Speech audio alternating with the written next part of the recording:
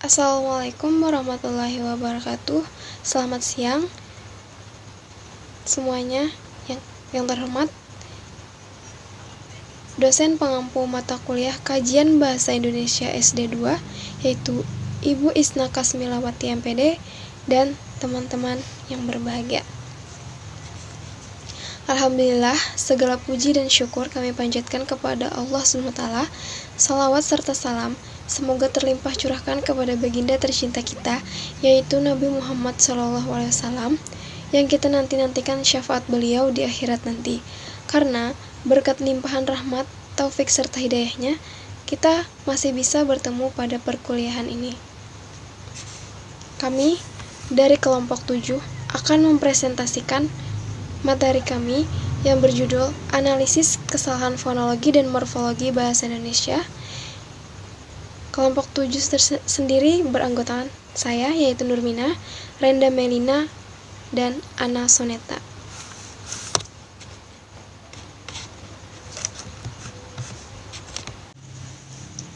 Kesalahan berbahasa Indonesia adalah pemakaian bentuk-bentuk tuturan berbagai unit kebahasaan yang meliputi kata, kalimat, paragraf yang menyimpang dari sistem kaidah bahasa Indonesia baku, serta pemakaian ejaan dan tanda baca yang menyimpang dari sistem ejaan dan tanda baca yang telah ditetapkan sebagaimana dinyatakan dalam buku Ejaan Bahasa Indonesia yang disempurnakan. Kesalahan berbahasa tidak sama dengan kekeliruan berbahasa. Keduanya memang merupakan pemakaian bentuk-bentuk tuturan yang menyimpang. Kesalahan berbahasa terjadi secara sistematis karena belum dikuasainya sistem kaidah bahasa yang bersangkutan. Kekeliruan berbahasa tidak terjadi secara sistematis, bukan terjadi karena belum dikuasainya sistem kaidah bahasa yang bersangkutan, melainkan karena kegagalan merealisasikan sistem kaidah bahasa yang sebenarnya sudah dikuasai. Kekeliruan pada umumnya disebabkan oleh faktor performance. Sebaliknya, kesalahan disebabkan oleh faktor kompetensi. Artinya, siswa memang belum memahami sistem linguistik bahasa yang digunakannya. Kesalahan dapat terjadi akibat kebiasaan berbahasa atau language habits yang salah sehingga terjadi kesalahan berbahasa, language error. Kebiasaan berbahasa ini terjadi secara spontan dan biasanya sukar dihilangkan kecuali lingkungan bahasanya diubah, misalnya dengan menghilangkan stimulus yang membangkitkan kebiasaan itu. A. Kesalahan berbahasa beserta analisisnya. A. Analisis kesalahan berbahasa dari segi fonologi. Kesalahan berbahasa yang dihasilkan karena kesalahan pengucapan manusia jika dilihat dari ada tidaknya rintangan terhadap arus udara. Bunyi bahasa dapat dibedakan menjadi dua kelompok, yaitu vokal dan konsonan. Kesalahan pengucapan pada vokal biasanya terdapat pada perbedaan cara pengucapan oleh penutur bahasa antar daerah. Logat atau dialek yang sudah menjadi kebiasaan dengan ciri khasnya masing-masing, baik dari tekanan, intonasi, serta panjang pendeknya bunyi yang membangun aksen yang berbeda-beda. Kesalahan pengucapan pada konsonan sesuai dengan aslinya. Konsonan dalam bahasa Indonesia dapat dikategorikan berdasarkan 3 faktor, yakni yang pertama keadaan pita suara, yang kedua daerah artikulasi, dan yang ketiga cara artikulasinya.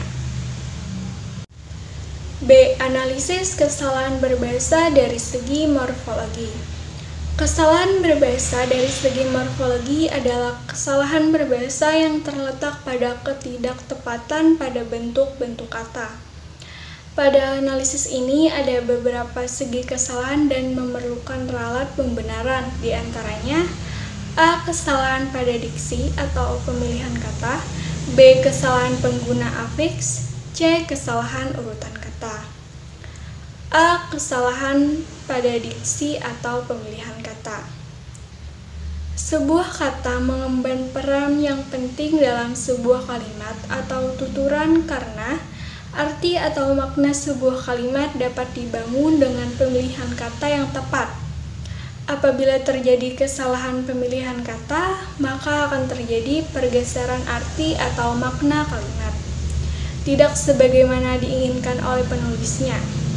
Bagi pembaca, kesalahan tersebut akan menimbulkan kesalahpahaman atas arti atau makna yang dimaksud penulis. Contoh kesalahan pemilihan kata. Yang pertama, situasi ini pusing untuk anak-anak dan bisa sangat mempengaruhi mereka. Yang kedua, kami berangkat SMA 3 kira-kira pada jam 10 malam. Maka alternatif pembenarannya, yang pertama, situasi ini membingungkan anak-anak dan sangat mempengaruhi mereka. Dan kami meninggalkan SMA kira-kira pada jam 10 malam.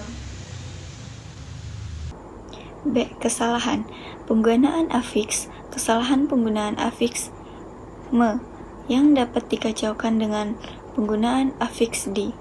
Hal ini juga berkaitan dengan bentuk aktif dan pasif yang akan diuraikan tersendiri.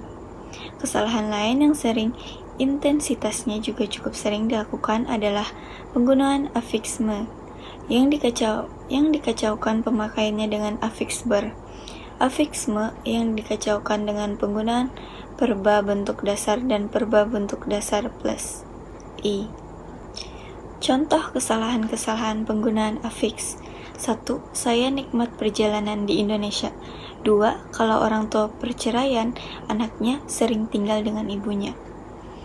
Alternatif pembenarannya. 1. Saya menikmati perjalanan di Indonesia. Yang kedua, kalau orang tua bercerai, anak-anaknya sering tinggal bersama ibunya. Kesalahan urutan kata. Urutan kata dimaksudkan sebagai susunan kata untuk membentuk tataran yang lebih tinggi. Dalam bahasa Indonesia, pada umumnya, sesuatu yang diterapkan berada di depan yang menerapkan. Namun demikian, sering terjadi kesalahan dalam urutan ini. Contoh kesalahan dalam urutan kata. 1. Hari ini, menarik hari. 2. Bernama ini, ngelangkahi. Alternatif pembenarannya. 1. Hari ini adalah hari yang menarik. Yang kedua, ini bernama ngelangkahi. Jadi, kesimpulannya, kesalahan berbahasa adalah pemakaian bentuk-bentuk tuturan sebagai unit kebahasaan yang meliputi kata, kalimat, paragraf yang menyimpang dari sistem kaidah bahasa Indonesia baku, serta pemakaian ejaan dan tanda baca yang menyimpang dari sistem ejaan dan tanda baca yang telah ditetapkan sebagaimana dinyatakannya dalam buku ejaan bahasa Indonesia yang disempurnakan. Analisis kesalahan berbahasa dapat dipandang dari segi fonologi dan morfologi, di mana kesalahan tersebut harus segera diadakan ralat atau pembenaran agar kesalahan yang terjadi dalam berbahasa tidak semakin fatal. Nah, demikianlah presentasi dari kelompok kami. Apabila terdapat kesalahan dan kekurangan, mohon dimaafkan. Dan jika kalian ingin menanyakan sesuatu, silahkan hubungi anggota yang bersangkutan. Wabillahi taufiq wal hidayah. Wassalamualaikum warahmatullahi wabarakatuh.